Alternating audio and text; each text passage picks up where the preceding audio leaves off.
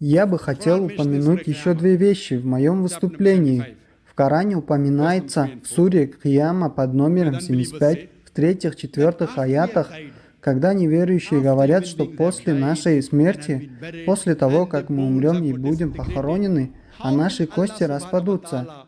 И как всемогущий Аллах может собрать наши кости в судный день?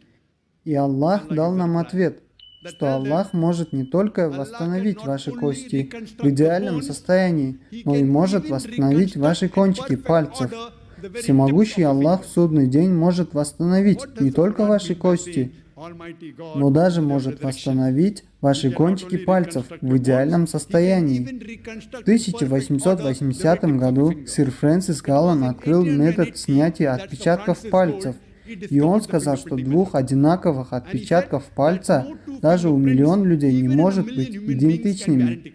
И сегодня люди используют этот метод снятия отпечатков пальцев, особенно в полиции, ФБР, CI, CID, чтобы идентифицировать личность преступника, грабителя.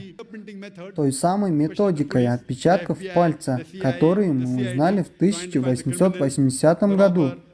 А всемогущий Аллах об этом упомянул 1400 лет назад, что Он может не только реконструировать ваши кости, что Он может реконструировать даже ваши кончики пальцев в идеальном состоянии.